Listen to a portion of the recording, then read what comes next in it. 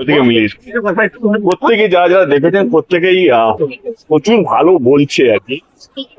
Standing ovation পাওয়া গেছে sensor বোর্ডে, তো অপটিমিস্টিক হোপফুল। আমি হল পেয়েছি কি পাইনি আর আর বলে কিছু লাভ নেই। আমার মনে হয় এবারে যাদের হাতে সমস্ত পাওয়ার সেটা হচ্ছে আমাদের দর্শক। আমি কথা দিয়ে গেলাম এখন, কালকে যদি আমার একটা মানুষও যদি হলে এসে ছবিটা দেখে, তারা বাইরে গিয়ে 50 জনকে পাঠাবে, সেই 50 জন আরো 50 জনকে পাঠাবে। এই করতে করতে 3-4 দিনের মধ্যে আমার বিশ্বাস যে প্রজাপতি 2 বাংলা ছবির গর্ব হয়ে থাকবে। কি বাংলা ছবি বলতে যেভাবে বোঝানো হয়, একটা ভালো বাংলা ছবি যেখানে সব পরিবারকে নিয়ে বসে দেখার মতন ছবি, সেটা কোথাও প্রজাপতি 2 হতে চলেছে।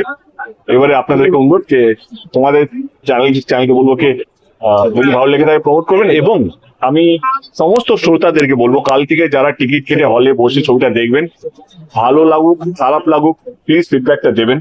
ভালো লাগলে আরো অনেক মানুষ দেখতে পাবে, ছবিটা দেখার আগ্রহটা বাড়বে। খারাপ লাগলে আমরা নিজেরাও শিখতে পারবো, পরের বছর যখন আমরা সিনেমা করবো কি কি ভুলটা হয়েছে সেটাও আমরা জানতে পারবো। তো প্লিজ নিজেদের রিভিউজ গুলো দিতে বলবেন না, আর যদি ভালো লেগে থাকে মিনিমাম আপনাদের হোয়াটসঅ্যাপ গ্রুপে বলবেন ছবিটা দেখতে। প্রজাপতি তুমি তো খুব ইমোশনাল একজন মানুষ, সেখানে দাঁড়িয়ে এরকম একটা গল্প এবং তারপরে ছবি হয়েছে, তারপরে দাঁড়িয়ে এখন প্রায় একটা শান্তি ভাসি, মানে তোমার মনের মধ্যে একটা মুখোমুখি প্রশান্তির হাসি দেখা যাচ্ছে। ইমোশনাল কি একটু হচ্ছে? যে কোনো ছবি যখন রিলিজ হয় না, মানে যেহেতু আমি সবসময় বলি, মানে আমার আর ওই রকম তো নেই 3 মাস আগে একটা স্ক্রিপ্ট এলো বা একটা ডিভিডি এলো, আমরা কাজ করি, তারপরে কাজ শেষ হওয়ার পর নেক্সট ছবিতে চলে যাই, সেটা তো নয়। এখন আমার শুটিংও শুরু হচ্ছে। তো একটা ছবি প্রথম দিন থেকে রিলিজ অবধি একটা আলাদা যন্ত্রণা, একটা আলাদা স্ট্রাগল চলে। রিলিজের পর একটা আলাদা জিনিস চলে, সেটা হচ্ছে কি মানুষের কেমন লাগে সেটা এরকম করে জিনিস। যদি কোনো ক্যারেক্টার আর্টিস্ট বাচ্চাদের যদি হয়, ওকে নিয়েও দারুণ অভিনেত্রী।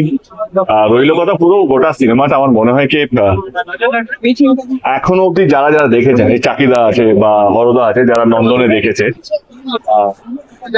তারা কাল থেকে আমাকে 10 বার ফোন করেছে, বলছে সকালে ঘুম থেকে উঠেও আমরা প্রজাপতি 2 থেকে বেরোতে পারিনি, তাহলে কি একটু বেশি বাড়াবাড়ি হয়ে যাচ্ছে না, এত বলছো। তো চাকিদা একটা ভালো লাইন দিল, একটা খরাজার মুখে সারাক্ষণ একটা যোজনা 77 যোজনা বা